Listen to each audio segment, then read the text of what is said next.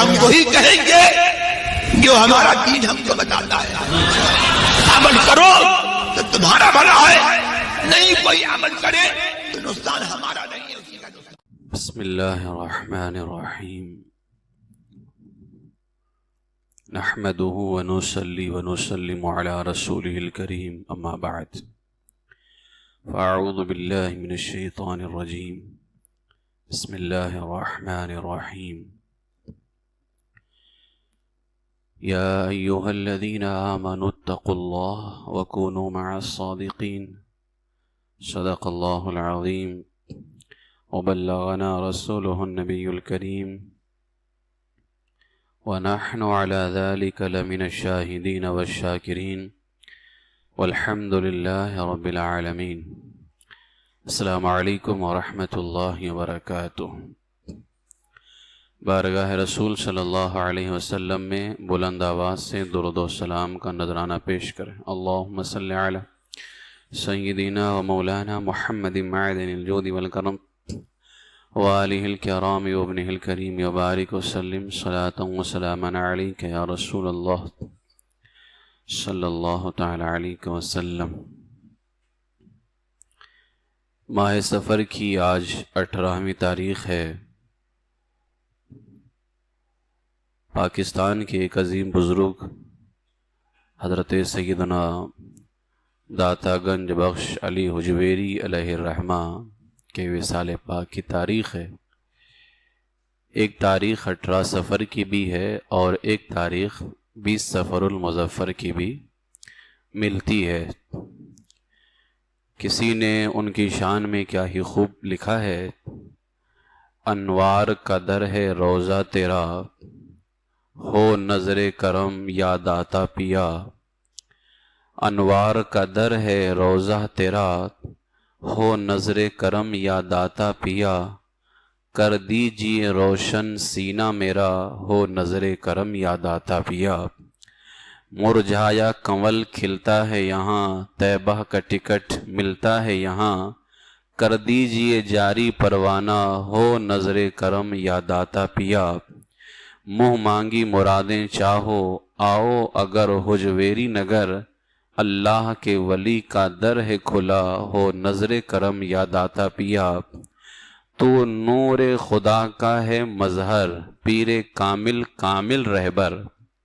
سرکار خواجہ غریب نواز رضی اللہ تعالیٰ عنہ جب ہندوستان تشریف لا رہے تھے تو حضرت داتا صاحب کے مزار پہ گئے اور آپ نے وہ شعر لکھا تھا: گنج بخش فیض عالم مظہر نور خدا، کاملارا پیر کامل کاملارا. گنج بخش فیض عالم مظہر نور خدا، ناقصارا پیر کامل کاملارا رہنما. یعنی آپ گنج بخش فیض عالم ہیں اور اللہ کے نور کا مظہر ہیں. ناقصوں کے لیے آپ پیر کامل ہیں اور جو کامل ہیں ان کے لیے آپ مکمل رہبر ہیں. یہ اشعار تھے سرکار خواجہ غریب نواز رضی اللہ تعالیٰ عنہ کے. تو شاعر نے اسی کو بیان کیا ہے: تو نور خدا کا ہے مظہر، پیر کامل کامل رہبر. سچ خواجہ معین الدین نے کہا، ہو نظر کرم یا داتا پیا. دے دیجئے اپنی غلامی کی اس کو بھی سند میرے داتا. کر دیجئے ہم پہ بھی عطا، ہو نظر کرم یا داتا پیا. سرکار حضرت داتا گنج بخش علی حجویری رحمت اللہ تعالی علیہ کا وہ بافیض آستانہ جہاں سے بڑے بڑے اکابر اولیاء نے فیض حاصل کیا. اور یہ اس بات کی دلیل ہے کہ سرکار خواجہ غریب نواز رضی اللہ تعالیٰ عنہ کی ولیوں میں کتنا عظیم درجہ ہے. سلطان الہند کا ولیوں میں کوئی معمولی مقام تو نہیں ہے. ہندوستان کی سلطنت، ہندوستان کی بادشاہت جس غریب نواز کو ملی ہے، وہ غریب نواز خود اس بارگاہ سے فیض حاصل کرتے ہیں. تو اسی سے اندازہ لگایا جا سکتا ہے کہ حضرت داتا گنج بخش علیہ الرحمہ کا مزار مبارک اور ان کا دربار کتنا بافیض ہے اور کتنا عظیم آستانہ ہے. اللہ تبارک و تعالیٰ اس عظیم آستانی کی برکتیں ہمیں بھی نصیب فرمائے اور جو وہاں رحمتوں کی برسات ہو رہی ہے، اللہ تعالی ہمیں بھی وہ رحمتیں نصیب فرمائے۔ حضرت داتا گنج بخش علی حجویری علیہ الرحمہ کا مسلک مجھے بتانا ہے کہ جو مسلک ہے میرے داتا کا وہی مسلک ہے میرے رضا کا، اس لیے کہ ہم اس زمانے کے اندر جس ذات کے مسلک پہ قائم ہیں، دنیا اس کو مجدد اعظم امام احمد رضا کہتی ہے، اور یہی مسلک ہر زمانے کے اندر اللہ کے ہر محبوب کا رہا ہے۔ جو عقیدہ، جو نظریہ، جو تعلیم امام احمد رضا کی ہے، اللہ کے فضل سے وہی نظریہ، وہی عقیدہ، وہی تعلیم ہر زمانے میں اللہ کے ہر ولی کا رہا ہے۔ اب داتا گنج بخش علی حجویری علیہ الرحمہ یہ سرکار غریب نواز سے پہلے کے بزرگ ہیں۔ سرکار غریب نواز رضی اللہ تعالیٰ عنہ کو تقریباً 900 سال ہو رہے ہیں، ان سے پہلے کے بزرگ ہیں۔ اندازہ لگائیں کہ جو 14ویں صدی میں عقیدہ امام احمد رضا نے دیا، وہی 1000 سال پہلے عقیدہ حضرت داتا گنج بخش علیہ الرحمہ نے عطا فرمایا ہے۔ تو سچ وہی ہے جس کو اس زمانے میں مسلک اعلیٰ حضرت کہا جاتا ہے۔ چند باتیں پیش کروں گا، اس سے اندازہ ہو جائے گا۔ سب سے پہلے اتباع رسول صلی اللہ علیہ وسلم کی برکت، حضور علیہ السلام کی پیروی، سرکار علیہ السلام کی فرما برداری، اس کی برکت۔ سرکار صلی اللہ علیہ وسلم کی فرما برداری کے حوالے سے امام احمد رضا نے جو پیغام دیا ہے وہ سب پہ واضح ہے۔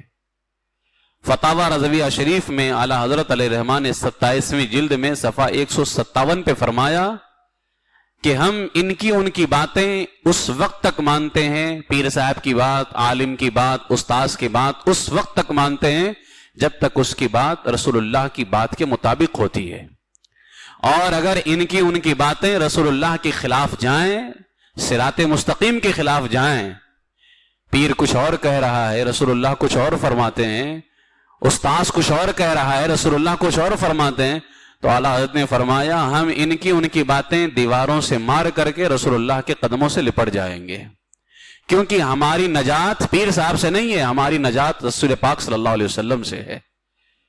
ہاں، پیر کی بات بھی مانیں گے، استاذ کی بات بھی مانیں گے، عالم کی بات بھی مانیں گے، ماں باپ کی بات بھی مانیں گے اس وقت تک جب تک ان کی باتیں میرے آقا صلی اللہ علیہ وسلم کی باتوں کے مطابق ہوں گی۔ یہ بات اعلیٰ حضرت کی ہے۔ اب دیکھیں یہی تعلیم 1000 سال پہلے حضرت داتا گنج بخش علی حجویری علیہ الرحمہ نے فرمایا۔ آپ کی کتاب کشف المحجوب، کشف المحجوب یہ فارسی میں ہے، اس کا ترجمہ کیا گیا گنج مطلوب، گنج مطلوب ترجمہ کشف المحجوب، صفحہ 163 پر ہے۔ حضرت داتا صاحب فرماتے ہیں مشائخ میں سے ایک شیخ روایت کرتے ہیں کہ ایک دفعہ میں حضرت حبیب بن سلیم رحمت اللہ علیہ کے قریب سے گزرا، میں نے دیکھا کہ لکڑی کے ایک پیالے سے جو ایک پتھر کے نیچے رکھا ہوا تھا اس سے 2 چشمے جاری ہو گئے، پتھر سے 2 چشمے جاری ہو گئے، جن میں سے ایک چشمہ دودھ کا تھا اور دوسرا چشمہ شہد کا تھا۔ میں نے کہا اللہ اللہ شیخ، یہ درجہ آپ کو کہاں سے مل گیا کہ آپ کے لیے پتھر سے 2 چشمے جاری ہو گئے، ایک چشمہ شہد کا، ایک چشمہ جو ہے یہ دودھ کا؟ تو فرمایا سرکار صلی اللہ علیہ وسلم کی پیروی کی وجہ سے، یہ مقام مجھے حضور علیہ السلام کی پیروی کی وجہ سے ملا۔ پھر فرماتے ہیں اے بیٹا، موسیٰ علیہ السلام کے لیے، ان کی قوم کے لیے اللہ نے 12 چشمے جاری کیے تھے کہ نہیں؟ قرآن میں اس کا ذکر ہے، فَانْفَجَرَتْ مِنْهُ اثْنَتَا عَشْرَةَ عَيْنًا۔ جب موسیٰ علیہ السلام کی قوم نے پیاس کی شکایت کی، اللہ نے فرمایا موسیٰ اپنی لاٹھی کو پتھر پہ مارو۔ جب حضرت موسیٰ علیہ السلام نے لاٹھی پتھر پر ماری، 12 چشمے جاری ہو گئے۔ کس کے لیے؟ موسیٰ علیہ السلام کی قوم کے لیے۔ تو وہ شیخ کہتے ہیں اے میرے بیٹے، موسیٰ علیہ السلام کی قوم اگرچہ ان کے خلاف تھی، موسیٰ علیہ السلام کی نافرمانی کر رہی تھی، لیکن اس کے باوجود اللہ نے ان کے لیے پتھر سے 12 چشمے جاری کر دیے، حالانکہ موسیٰ علیہ السلام کا وہ درجہ نہیں تھا جو درجہ ہمارے نبی کا ہے۔ موسیٰ علیہ السلام ہے اللہ کے نبی، بہت بڑے ہیں، لیکن وہ درجہ تو نہیں تھا نا جو ہمارے نبی کا درجہ ہے. پھر کہتے ہیں میں تو اس نبی کی پیروی کر رہا ہوں جس کو اللہ نے سارے نبیوں کا سلطان بنایا ہے. اگر موسیٰ علیہ السلام کی نافرمان قوم کے لیے پتھر سے 12 چشمے جاری ہو سکتے ہیں تو میں تو اللہ کے محبوب کا فرما بردار ہوں. اگر میرے لیے 2 چشمے جاری ہو جائیں تو اس میں تعجب کی کیا بات ہے. تو اتباع رسول صلی اللہ علیہ وسلم کی برکت اور اس اتباع رسول صلی اللہ علیہ وسلم پر عمل کرنے کا جو نظریہ امام احمد رضا نے دیا، جو برکت امام احمد رضا نے بتائی ہے، وہی 1000 سال پہلے حضرت داتا گنج بخش علی حجویری علیہ رحمہ نے بتایا ہے. اس واقعے سے 2-3 باتوں کا اندازہ چلا. ایک یہ کہ اولیاء کرام کے نزدیک سرکار صلی اللہ علیہ وسلم کی پیروی برکت کا ذریعہ ہے. دوسری بات، حضور علیہ الصلوۃ والسلام کے فرمان ہمارے لیے حجت ہیں، ہمارے لیے دلیل ہے. ہمارے لیے دلیل سرکار کا ہی فرمان ہے، سرکار کی ہی باتیں ہمارے لیے دلیل ہیں. اور تیسری بات یہ پتا چلی کہ سرکار کی پیروی کی برکت سے اللہ تعالیٰ غیب سے رزق عطا فرماتا ہے. آپ دیکھیں یہاں انہوں نے سرکار کی پیروی کی، اللہ نے پتھر سے 2 چشمے جاری کر دیے.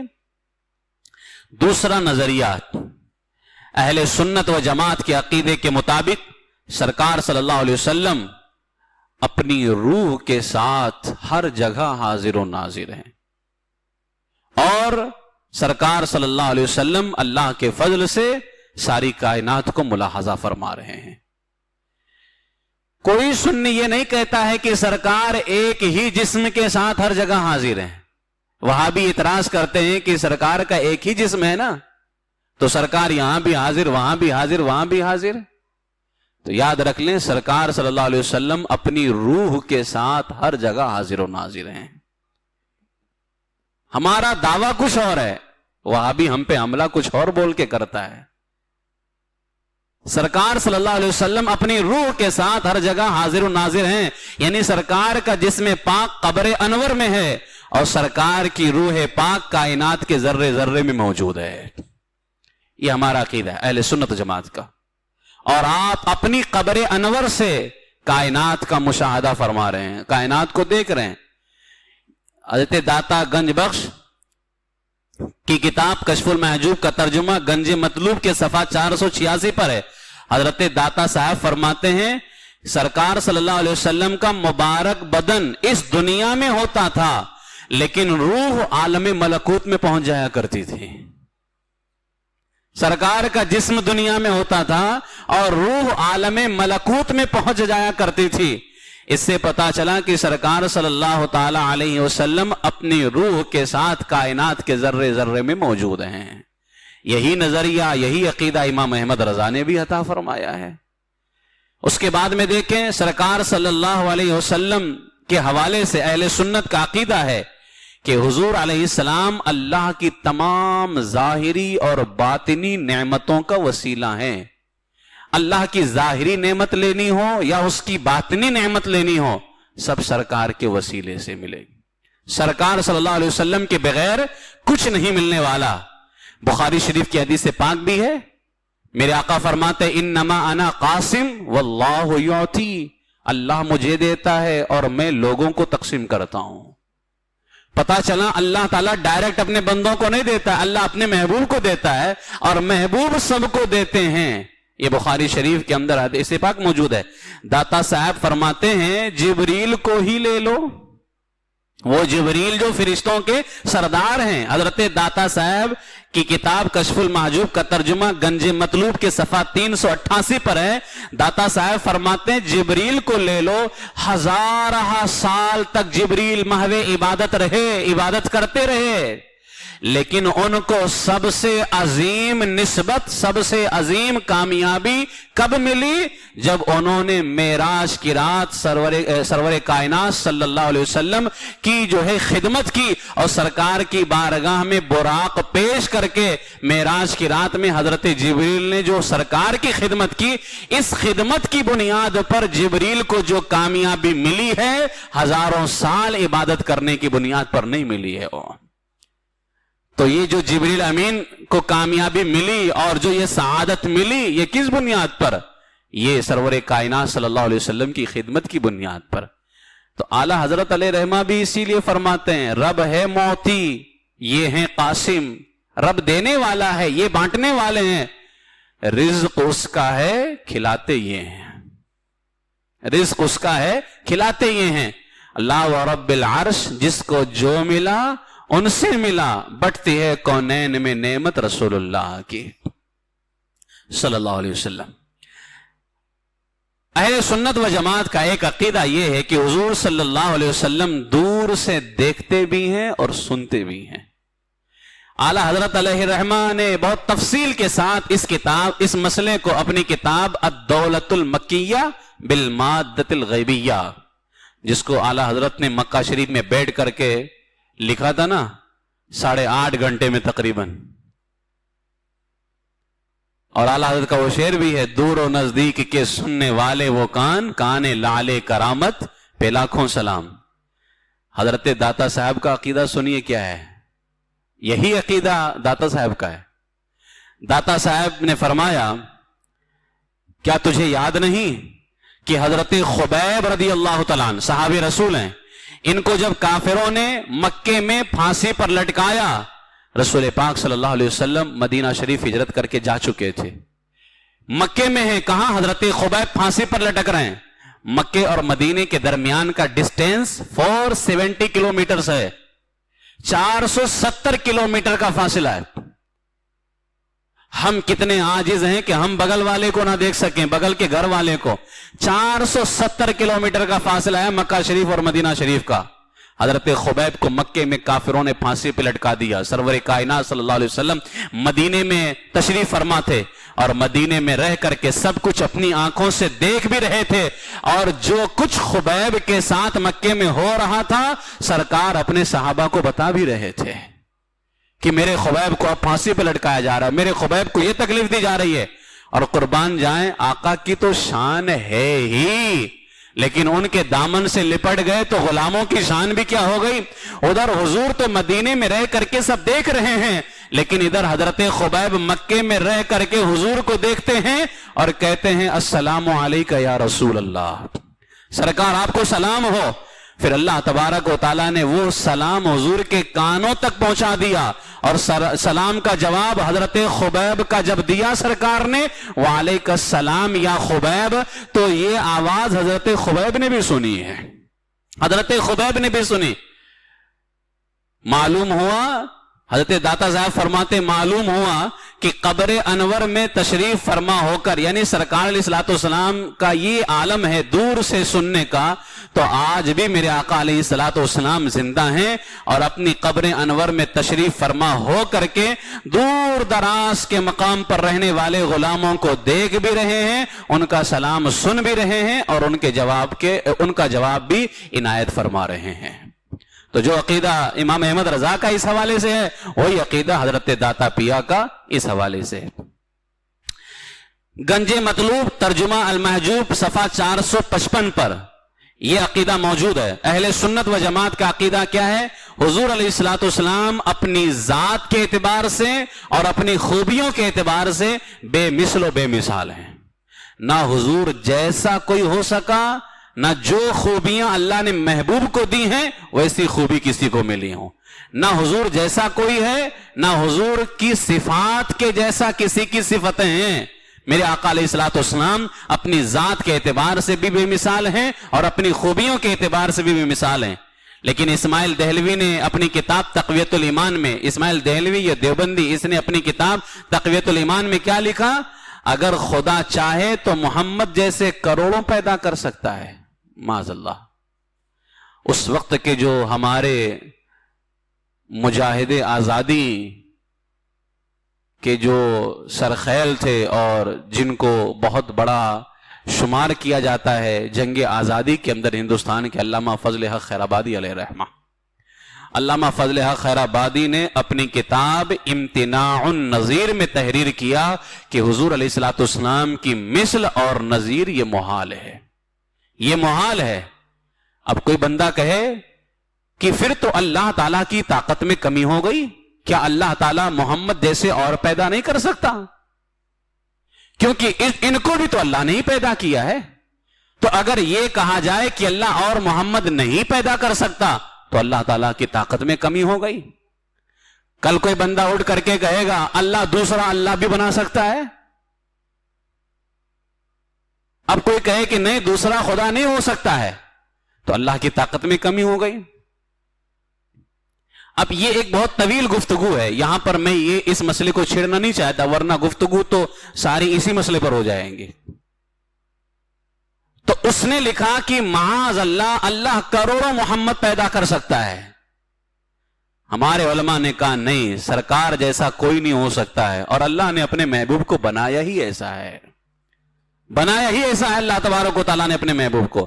حضرت داتا صاحب فرماتے ہیں کہ حضور نے فرمایا میں تم لوگوں میں سے کسی کے جیسا نہیں ہوں, مطلب یہ کہ تم میں سے کوئی میری برابری نہیں کر سکتا, کیونکہ میں وہ ہوں اپنے رب کی بارگاہ میں رات گزارتا ہوں, میرا رب مجھے کھلاتا بھی ہے اور پلاتا بھی ہے.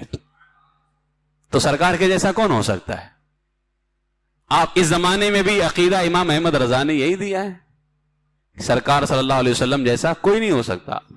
اس پر تو آپ بار بار اعلیٰ حضرت کی باتیں سنتے ہی رہتے ہیں کہ سرکار جیسا کوئی نہیں ہو سکتا. اعلیٰ حضرت کا وہ کلام بھی نا, وہ کمال حسن حضور ہے کہ گمان نقص جہاں نہیں, یہی پھول خار سے دور ہے, یہی شمع ہے کہ دھواں نہیں. تو سرور کائنات صلی اللہ علیہ وسلم جیسا کوئی بھی نہیں ہو سکتا. تو یہ عقیدہ اگر اس زمانے میں امام احمد رضا کا ہے تو یہی عقیدہ 1000 سال پہلے حضرت داتا پیا کا بھی تھا.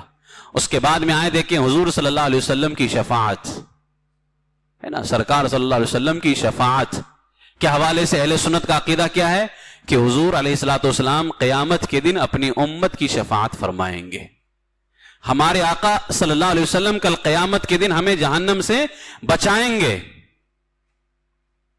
اور اللہ تعالیٰ آپ کی شفاعت کو قبول کر کے آپ کی امت کو جنت میں داخل فرمائے گا اور جہنم سے نجات عطا فرمائے گا. یہ ہمارا عقیدہ ہے نا اہل سنت جماعت کا. حضرت داتا صاحب فرماتے ہیں یہ نہیں کہا جا سکتا, داتا صاحب کی کتاب المحجوب کے ترجمہ گنج مطلوب کے صفحہ 461 پر ہے. داتا صاحب فرماتے ہیں یہ نہیں کہا جا سکتا کہ بندوں کی کامیابی, بندوں کی نجات کس عمل کی بنا پر ہوگی. ہاں یہ ہو سکتا ہے کہ اللہ تعالیٰ اپنے فضل و کرم سے اپنے بندوں کی خطاؤں کو معاف کر دے, یا پیغمبر کی شفاعت بندوں کی بخشش کا ذریعہ بن جائے. پیغمبر کی شفاعت, اگر اور پیغمبروں کی شفاعت بخشش کا ذریعہ ہے تو پھر جو امام ہیں, جو سارے نبیوں کے سلطان ہیں, ان کی بخشش ہمارے لیے ذریعہ کیوں نہیں بن سکتی ہے؟ یہی عقیدہ امام احمد رضا نے بھی عطا فرمایا. اعلیٰ حضرت علیہ رحمت و رضوان نے اپنے کئی اشعار کے اندر ہدایت کے بخشش کو پڑھ کر کے دیے کہ کئی اشعار کے اندر اعلیٰ فرماتے کیا ہی ذوق افزا ہے کیا ہی ذوق افزا شفاعت ہے تمہاری, واہ واہ قرض لیتی ہے گناہ پرہیزگاری واہ واہ. تو حضور صلی اللہ تعالی علیہ وسلم کی شفاعت ہمارے لیے ہے. اور عام طور سے ہم وہ سلام جو پڑھتے رہتے ہیں, کعبے کے بدر الدجا تم پہ کروڑوں درود, طیبہ کے شمس الضحیٰ تم پہ کروڑوں درود, شافع روز جزا تم پہ کروڑوں درود, یعنی قیامت کے دن شفاعت کرنے والے آقا آپ پہ کروڑوں درود ہوں, دافع جملہ بلا تم پہ کروڑوں درود. تو جو عقیدہ داتا صاحب نے دیا وہی عقیدہ اس زمانے میں امام احمد رضا نے عطا فرمایا ہے. اسی طریقے سے گنج مطلوب ترجمہ المحجوب صفحہ 87 پر ہے. اہل سنت و جماعت کے نزدیک اللہ تعالیٰ نے اپنے محبوب کو ساری کائنات کا مالک و مختار بنا دیا ہے. سب اللہ نے ہی پیدا کیا ہے, لیکن مالک اور مختار کس کو بنایا؟ اللہ نے اپنے محبوب کو بنایا. اعلیٰ حضرت فرماتے ہیں خالق کل نے آپ کو مالک کل بنا دیا, دونوں جہاں کی نعمتیں ہیں آپ کے خالی ہاتھ میں. تو یہ اعلیٰ حضرت نے عقیدہ دیا. حضرت داتا صاحب نے بھی یہ عقیدہ دیا. داتا صاحب فرماتے ہیں فقط حضرت محمد مصطفیٰ صلی اللہ علیہ وسلم کی اقتدا ہے, یعنی صرف اور صرف سرکار کی پیروی ہے. کیوں؟ کیونکہ اللہ نے زمین کے خزانوں کی چابیاں آپ کے ہاتھ میں عطا فرمائی ہیں. داتا صاحب نے بھی وہی کہا, زمین کے خزانوں کی چابیاں آپ کے ہاتھ میں عطا فرمائی ہیں. اور اللہ نے فرمایا محبوب اپنے آپ کو تکلیف میں نہ ڈالا کرو، ان خزانوں کو جس طرح چاہو استعمال کرو. تو حضور نے فرمایا اے میرے مولا میں ان خزانوں کو طلب کرنے والا نہیں، میں تو تجھے طلب کرنے والا ہوں. تو سرکار صلی اللہ علیہ وسلم کے ہاتھ میں اللہ نے زمین کے خزانوں کی چابیاں عطا فرمائی. وہ آپ اندازہ لگائیں، ایک وہ عقیدہ جو آج سے ہزاروں سال پہلے داتا صاحب نے دیا، اور وہی عقیدہ اس زمانے میں امام احمد رضا نے دیا. لیکن اعلیٰ حضرت کے دور میں پیدا ہونے والے وہابی دیوبندی جنہوں نے اپنی کتابوں میں لکھا جس کا نام محمد یا علی ہے وہ کسی کا مالک و مختار نہیں ہو سکتا معاذ اللہ. اب آپ اندازہ لگائیں کون ہٹا ہے راستے سے. آج لوگ ہمیں کہتے ہیں کہ تم فرقہ بناتے ہو. کس نے فرقہ بنایا ہے؟ ہم تو آج بھی کہتے ہیں فرقے مت بناؤ. تم نے عقیدے اپنا لیے فرقہ بن گیا. عقیدہ چھوڑو اپنا، جو عقیدہ صحابہ کے دور سے چلا آ رہا ہے اس عقیدے کو اپنا لو اور ہم سب ایک ہو کر کے رہتے ہیں. یہ تو ہمارا آج بھی کہنا ہے. فرقہ ہم نے نہیں بنایا، فرقہ تم نے بنایا. فرقہ کہتے اس کو ہیں جو ہٹے. فرقہ اسی کو بولتے جو ہٹے. تو ہم تو نہیں ہٹے نا. جو عقیدہ 1000 سال پہلے کا تھا وہی عقیدہ آج ہمارا بھی ہے. تو ہٹے ہم یا ہٹے تم؟ تو فرقہ بنایا ہم نے یا فرقہ بنایا تم نے؟ اللہ کے فضل سے ہم فرقہ بنانے والوں میں نہیں ہیں. ہم نے تو اسی جماعت کو اپنایا ہے جو عقیدہ صحابہ کے دور سے ہے. سرکار صلی اللہ تعالی علیہ وسلم سے اگر کوئی چیز نسبت رکھے وہ بہت برکت والی چیز ہے نا. سرکار کا موئے مبارک، سرکار علیہ الصلوۃ والسلام کے سر مبارک کے بال شریف کتنی نسبتوں والے ہیں. اب آج کسی باطل فرقے والوں سے پوچھ لیں آپ، وہ کہے گا یہ سب کچھ نہیں ہے. لیکن اہل سنت و جماعت کے نزدیک ہر وہ چیز جس کی نسبت میرے آقا صلی اللہ علیہ وسلم سے ہے وہ بہت معزز ہے، وہ بہت بابرکت ہے. یہی وجہ ہے کہ ہم سرکار علیہ الصلوۃ والسلام کے گیسو شریف، سرکار علیہ السلام کے بال مبارک کی زیارت کرتے ہیں، اس کا ادب و احترام کرتے ہیں. حضرت داتا صاحب نے گنج مطلوب ترجمہ المحجوب صفحہ 363 پر ہے.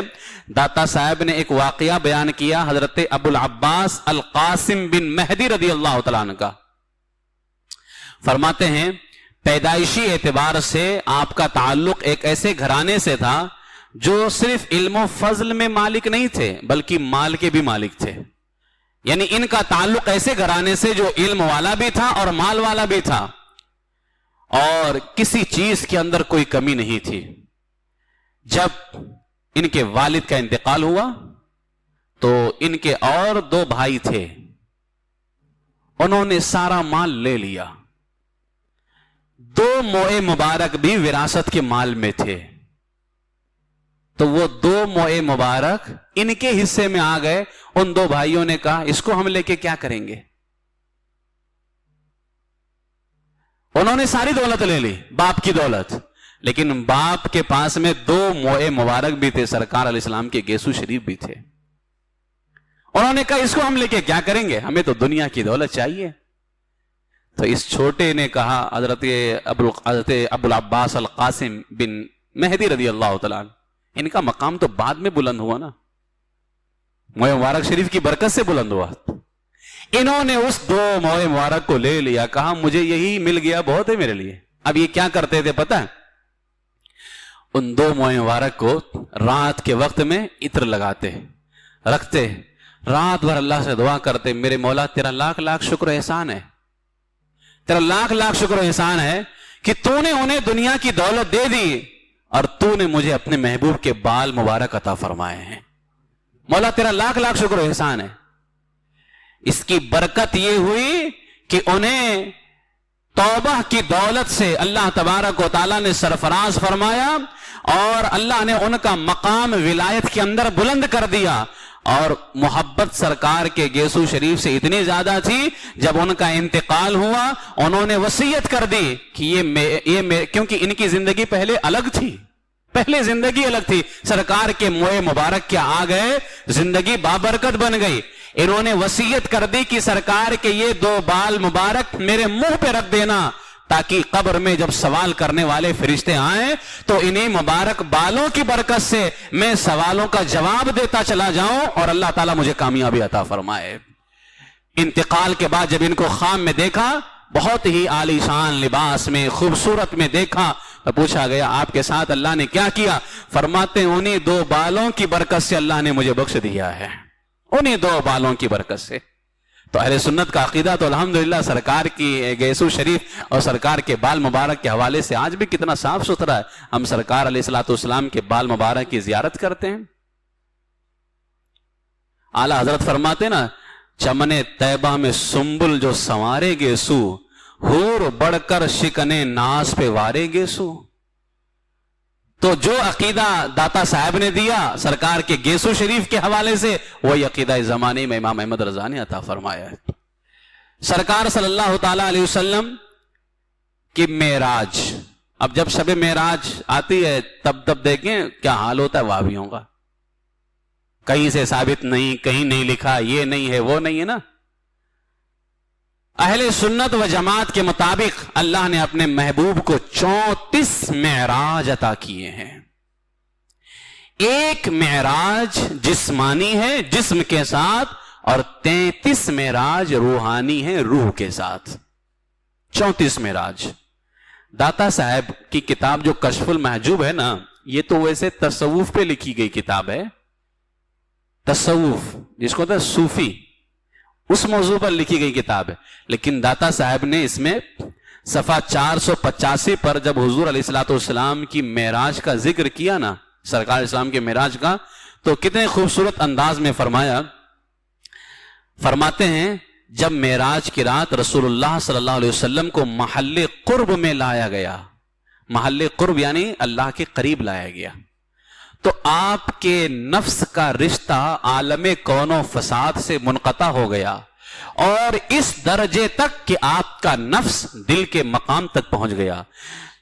دل نے جان کا درجہ حاصل کیا، جان محل باطن میں جا پہنچی، اور باطن جملہ درجات سے فانی ہو گیا، مقامات ختم ہو گئے، نشانیوں کا نشان تک باقی نہ رہا، عین مشاہدے میں مشاہدے سے غائب، بلکہ غائب سے بھی غائب، آپ کے انسانی خواص کا نام و نشان تک نہ رہا، نفسانی مادہ جل کر خاکستر ہو گیا، قوائے طبعی نیست و نابود ہو گئے، شواہد ربانی اپنی ولایت میں از خود جلوہ گر ہو گئے، مقصود کا مقصود سے ملاپ ہوا اور نظارہ خداوندی میں کھو گئے۔ اب اس میں ایک ایک لفظ جو ہے تشریح کا طالب ہے۔ اعلیٰ حضرت کا ایک شعر میں یہاں پہ پڑھ دیتا ہوں۔ اعلیٰ حضرت فرماتے ہیں حجاب اٹھنے میں لاکھوں پردے، لاکھوں پردے میں لاکھوں جلوے۔ حجاب اٹھنے میں لاکھوں پردے، لاکھوں ہر ایک پردے میں لاکھوں جلوے، عجب گھڑی تھی کہ وصل و فرقت جنم کے بچھڑے گلے ملے تھے۔ اب جو عقیدہ معراج النبی کے حوالے سے 1000 سال پہلے داتا صاحب کا ہے، وہ عقیدہ اس زمانے میں میرے اعلیٰ حضرت امام احمد رضا کا ہے۔ سرکار صلی اللہ علیہ وسلم کا علم غیب کے حوالے سے اعلیٰ حضرت کی تعلیمات بہت واضح ہیں۔ الدولت المکیہ بالمادۃ الغیبیہ۔ اعلیٰ حضرت فرماتے نا اور کوئی غیب کیا تم سے نہا ہو بھلا، جب نہ خدا ہی چھپا تم پہ کروڑوں درود۔ یہ ہے علم غیب کے حوالے سے اعلیٰ حضرت کا عقیدہ۔ اب داتا صاحب کی کتاب الکشف المحجوب سے چند چیزیں پیش کرتا ہوں۔ گنج مطلوب ترجمہ کشف المحجوب صفحہ 78۔ داتا صاحب فرماتے ہیں لیکن نور محبت اور نور توحید سے منور دل کی بدولت ہم اس دنیا میں اور اس دنیا عرش تک نگاہ دوڑاتے ہوئے امور عقبہ تک مطلع ہو سکتے ہیں۔ اپنے بارے میں کہہ رہے ہیں کہ اللہ نے ہمیں یہ طاقت دی ہے کہ ہم دنیا عرش تک نگاہ دوڑا سکتے ہیں۔ اگر غلاموں کی یہ شان ہے تو پھر آقا کی شان کیا ہوگی؟ سرکار علیہ السلام کی شان تو اس سے بلند ہے۔ کشف گنج مطلوب ترجمہ المحجوب کے صفحہ 79 پر ہے۔ جب حضرت حارثہ رضی اللہ تعالیٰ عنہ حضور کی خدمت میں حاضر ہوئے تو میرے آقا نے فرمایا اے حارثہ تو نے صبح کیسے کی؟ حضرت حارثہ نے کہا ایک سچے مومن کی طرح۔ حضور نے فرمایا اے حارثہ کیا کہہ رہا ہے، اپنی بات پہ غور کر لے، کیونکہ ہر چیز کے لیے ایک حقیقت ہوتی ہے، بتا تیرے ایمان کی حقیقت کیا ہے؟ تو نے کہا نا ایک سچے مومن کی طرح میں نے صبح کی ہے کہ تو ایمان والا تھا، سچا ایمان والا، بتا ایمان کی حقیقت کیا ہے؟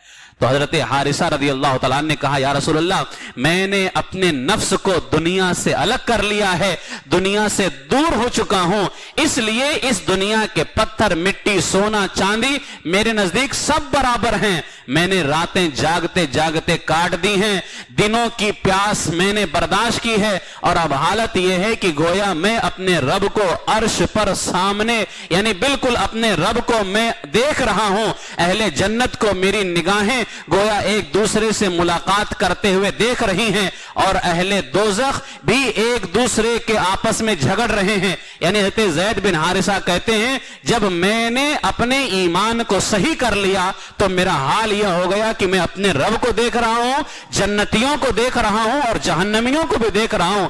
حضرت زید بن حارثہ کون ہے؟ سرکار کے غلام ہیں، اور ان کی شان کا یہ عالم ہے تو پھر سرور کائنات صلی اللہ علیہ وسلم کی شان کا عالم کیا ہوگا؟ یہ واقعات داتا صاحب نے اپنی کتاب کے اندر بیان کی ہیں، تو یہ واقعہ شرک والا نہیں ہے کہ آج کہہ دیا جائے کہ حضور کو علم غیب ہے تو کچھ لوگ کہہ دیتے ہیں کہ تم نے شرک کر دیا ہے۔ تو داتا صاحب اچھا مزے کی بات تو یہ داتا صاحب کو دیوبندیوں نے اپنی کتاب میں داتا لکھا ہوا ہے۔ میرا بیان ہے اس سے پہلے والا، آج میرا بیان میرے چینل پہ اپلوڈ کیا گیا ہے، شان داتا گنج بخش، اس میں نے دیوبندیوں کے کتنے حوالے پیش کیے۔ دیوبندیوں میں بہت سارے ایسے ہیں جو اپنے آپ کو چشتی کہلاتے ہیں، چشتی، ہم خواجہ اجمیری والے ہیں، تو خواجہ اجمیری تو داتا صاحب والے ہیں، خواجہ اجمیری تو وہاں سے فیض حاصل کر کے تشریف لے کر کے آئے نا، تو عقیدہ بھی وہ اپناؤ نا جو داتا صاحب کا ہے۔ یہ داتا صاحب نے چند واقعات بیان کے علم غیب پر۔ پھر گنج مطلوب کشف المحجوب کے ترجمہ صفحہ 106 پر ہے، داتا صاحب فرماتے ہیں چاہیے کہ شیخ یعنی پیر خود بھی مستقیم الحال ہو اور راہ طریقت کے تمام نشیب و فراز دیکھے ہوئے ہوں اور احوال طریقت کا ذائقہ چکھے ہوئے ہو، راہ سلوک کے لطف سے واقف ہو، غلبہ حال سے آشنا اور سرور جمال کا شناسہ ہو، اور یہ بھی ضروری ہے کہ پیر مرید کے حال سے پوری طرح آگاہ ہو۔ یعنی پیر کے لیے ضروری ہے کہ پیر مرید کے حال سے آگاہ ہو۔ جب پیر مرید کے حال سے آگاہ ہو سکتا ہے تو سرکار غلاموں کے حال سے آگاہ نہیں ہو سکتے ہیں۔ اسی کو تو علم غیب کہا جاتا ہے، اور اسی کو داتا صاحب نے بیان کیا ہے۔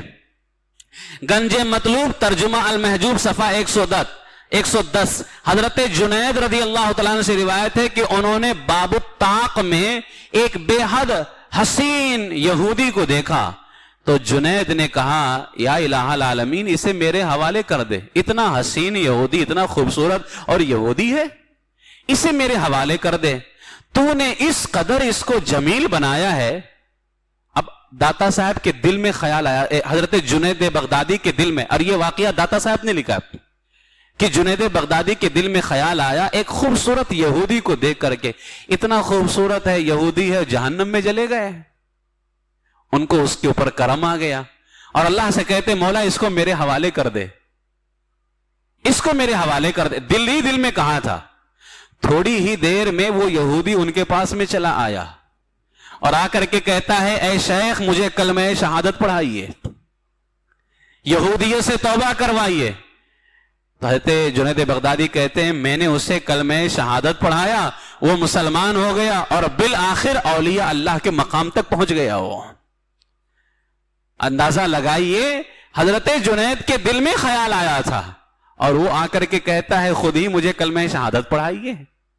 یہ حال ہے جب اللہ تبارک و تعالیٰ کا کرم ہو جاتا ہے۔ پھر حضرت داتا صاحب نے گنج مطلوب ترجمہ المحجوب صفحہ 221 پر ہے، داتا صاحب فرماتے ہیں اس حکایت کے آخر میں، جب بتایا نا اس حکایت کے آخر میں حضرت داتا صاحب نے جنید کا ایک قول بیان کیا ہے۔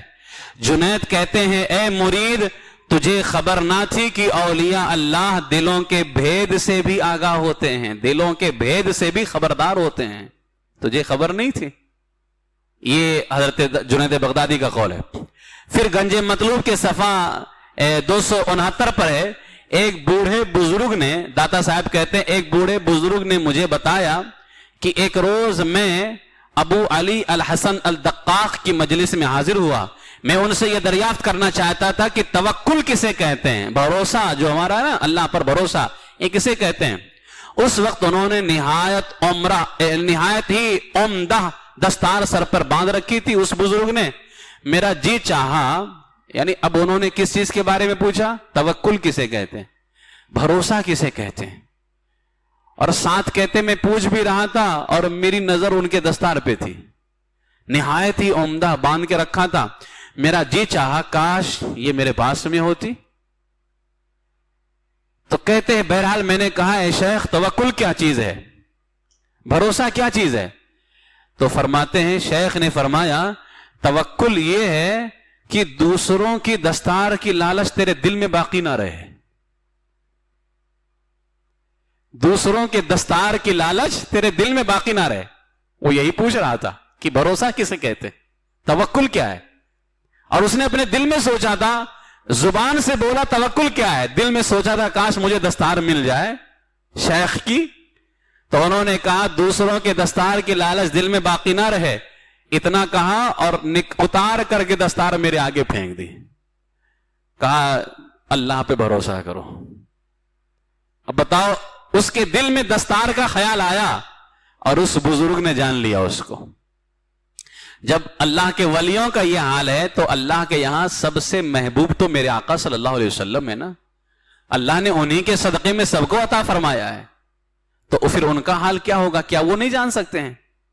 حضرت داتا صاحب گنج مطلوب ترجمہ المحجوب صفحہ 274 پر فرماتے ہیں, داتا صاحب کہتے ایک مرتبہ انہیں اپنے شیخ کو وضو کرانے کے لیے میں ان کے ہاتھوں پر پانی ڈال رہا تھا. داتا صاحب اپنے شیخ اپنے پیر کے بارے میں کہتے میں ان کو وضو کرا رہا تھا, ہاتھ پہ پانی ڈال رہا تھا. میرے دل میں خیال آیا کہ جب سارے کام تقدیر سے وابستہ ہیں تو اچھے بھلے آزاد لوگ خواہ مخواہ پیروں کی غلامی کیوں کر لیتے ہیں. یعنی جب سارے کام تقدیر سے ہی ہوتے ہیں, سب کچھ جس کے ساتھ جو اچھا ہونا ہے اچھا ہوگا, جو برا ہونا ہے برا ہونا ہے, خواہ مخواہ پیروں کی غلامی لوگ کیوں کر لیتے ہیں. فوراً آپ کے پیر صاحب نے کہا بیٹا مجھے معلوم ہے اس وقت تم کس خیال کو دل میں جگہ دے رہے ہو, کس خیال کو اپنے دل میں جگہ دے رہے ہو, مگر یاد رکھو کہ ہر حکم کا ایک سبب ہوا کرتا ہے, ایک وجہ ہوا کرتی ہے. یقیناً سب کچھ تقدیر سے ہی ہے, لیکن پھر پیر کیوں بنایا جاتا ہے, اس کی بھی ایک وجہ ہے. جب اللہ تعالیٰ چاہتا ہے کہ کسی معمولی بچے کے سر پر تاج کرامت رکھ دے تو سب سے پہلے اللہ اسے توبہ کی توفیق عطا فرماتا ہے, توبہ کی توفیق, اور پھر اسے اپنے کسی دوست کی خدمت پر مامور کر دیتا ہے تاکہ اللہ کے محبوب کی خدمت اس بچے کے لیے کرامت کا ذریعہ بن جائے. تو اللہ تعالیٰ تقدیر سے ہی سب کچھ ہے. اس کو میں سمجھانے کے لیے کہہ دوں کہ حضرت علی سے جب پوچھا گیا کہ سب کچھ جو ہے ملنا ہی ہے چاہے اچھا یا برا, دعا کرنے کی کیا ضرورت ہے, پھر دعا کیوں ہمیں دعا کرنے کو کہا گیا. تو مولا علی فرماتے ہیں تیری تقدیر میں یہی ہے کہ تجھے دعا کے ذریعے سے ملے گی, وہ چیز تجھے دعا کے ذریعے سے ملے گی.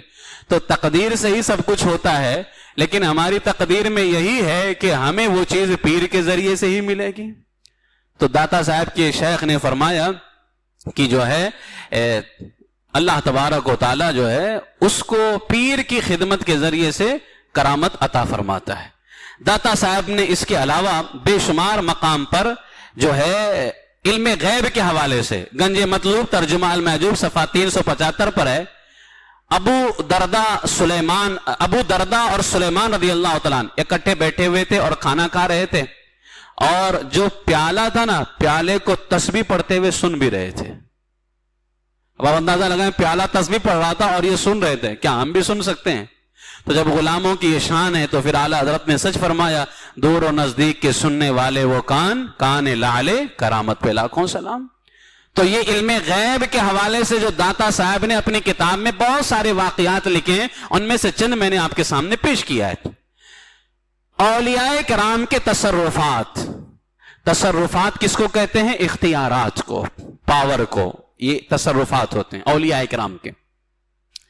داتا صاحب نے اپنی کتاب میں اس کو کئی مقام پہ بیان فرمایا ہے، اور یہی اعلیٰ حضرت نے بھی عقیدہ عطا فرمایا ہے نا۔ اعلیٰ حضرت نے بھی یہ عقیدہ دیا نا سرکار کے اختیارات کے حوالے سے۔ اعلیٰ حضرت علیہ الرحمٰن نے اس پر تو کئی جو ہے رسالے لکھے، کئی اشعار کے اندر اعلیٰ حضرت نے اس کو بیان فرمایا۔ داتا صاحب کی کتاب گنج مطلوب ترجمہ المحجوب صفحہ 278 پر ہے۔ حضرت داتا صاحب کہتے ہیں، حضرت ابو القاسم رضی اللہ عنہ کے بارے میں داتا صاحب کہتے ہیں وہ لسان الوقت ہیں، وقت کی زبان، جو کچھ ان کی زبان سے نکلتا ہے اللہ تعالیٰ اسے پورا فرما دیتا ہے۔ تو یہ غلام کی شان ہے۔ اسی طریقے سے گنج مطلوب ترجمہ المحجوب صفحہ 332 حضرت ذوالنون مصری علیہ الرحمٰن نے فرمایا، میں نے ایک شخص کو ہوا میں پرواز کرتے ہوئے دیکھا، میں نے پوچھا تجھے یہ مقام کیسے ملا؟ اس نے کہا میں نے ہوا کو اپنے قدموں کے نیچے روند ڈالا تو میرے قدم ہوا میں بلند ہو گئے، اس وجہ سے میں اڑ رہا ہوں ہوا میں۔ اللہ نے انہیں یہ اختیار عطا فرمایا کہ وہ ہوا میں پرواز کر رہے ہیں۔ گنج مطلوب ترجمہ المحجوب صفحہ 373 پر یہ واقعہ بھی مشہور ہے کہ حضور علیہ السلام نے حضرت علا بن الحضرمی کو ایک غزوے پر مامور فرمایا۔ حضرت علا کو حضور علیہ السلام نے ایک غزوے میں بھیجا، راستے میں انہیں جو ہے حضرمی کو یعنی راستے میں حضرت علا کو ایک دریا پار کرنا تھا۔ اب کچھ ہے نہیں کہ دریا پار کریں، تو انہوں نے کیا کیا؟ انہوں نے دریا پر قدم رکھا اور سارا دریا یوں ہی پار گئے، ڈوبنا تو دور کی بات ہے ان کا پاؤں بھی پانی سے بھیگا نہیں تھا۔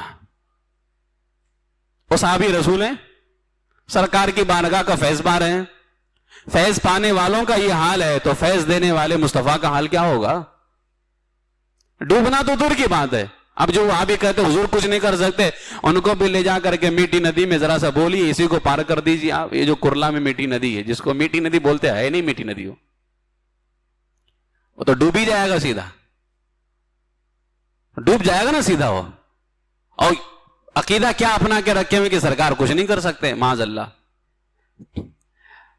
گنج مطلوب ترجمہ المحجوب صفحہ 375 پر ہے، حضرت عبداللہ ابن عمر رضی اللہ تعالیٰ عنہما فاروق اعظم، شیطان بھی جن سے ڈرتا ہے، ان کے بارے میں ہے کہ ایک مرتبہ کہیں چلے جا رہے تھے، چلتے چلتے انہوں نے دیکھا کہ بہت سے لوگ راستے میں کھڑے ہیں اور ایک شیر نے ان کا راستہ روک کر رکھا ہوا ہے، اور یہ تھے کون؟ فاروق اعظم کے بیٹے حضرت عبداللہ۔ فاروق اعظم بھی نہیں تھے، ان سے تو شیطان بھی ڈرتا ہے۔